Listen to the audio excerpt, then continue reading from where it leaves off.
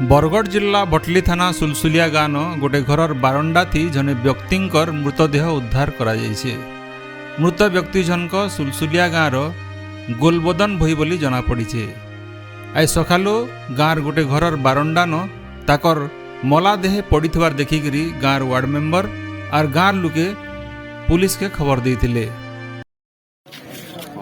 मोन्ना हला Sushant Sahu सुलसुलिया ward member आउ आज सकालू आम सोर पेलु जे गोलबदन हुए आमर सुलसुलियार माने से खराब हो आउ तार पुटे भी अच्छे घसिया हुए आउ आम सेटा सोर पेला पर पुलिस के भी फोन कलु आउ पुलिस आसिक यहाँ इंक्वारी करुछन तार पुओ के भी आउ से डेड बॉडीटा पड़ी है ब्लड फ्लड भी बाहरी है बाकी काण है जे कथाटा जना नहीं जीवार।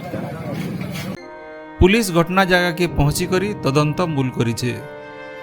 गोलबदन भयंकर बयस 60 बछर पाखापाखी होउथबा। ताकर घरे ताकर स्त्री और ताकर गुटे पो अछन। दुईटा झी के आघनु बिहा करी सारिछन। ताकर मला देह पासे रकत पड़िथिबारनु ताहाकु हत्या करा जाइथिबार गाँ लोके अनुमान करुछन।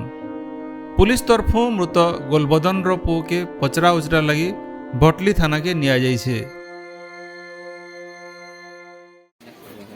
मो ना दुर्वासा प्रधान मुई नुआगढ़ ग्राम पंचायत सरपंच और आज आम सुलसुलिया गाँव सकाल गोटे मृतदेह पड़ता जेनटा कि आम गाँव गोलबदन भय बोली जानलु आटा जेन हिसाब तो देखलु बेले से गोटे हत्या लगला से आम पुलिस प्रशासन के खबर देलु आ पुलिस प्रशासन आसिक तदंत चलैछन आ तदंत पर जना पड़वा से मलरे मुई पिकुल दास सुलसुलिया स्थायी बासिंदा अटे।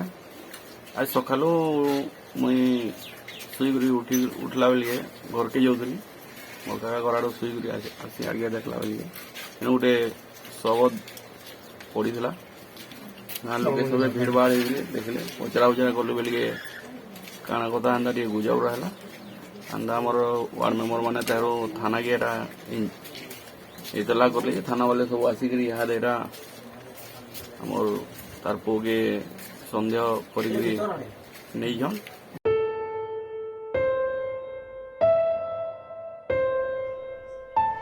घटनार सबु दिग के नेकरी पुलिस रो तनाघना जारी रही है।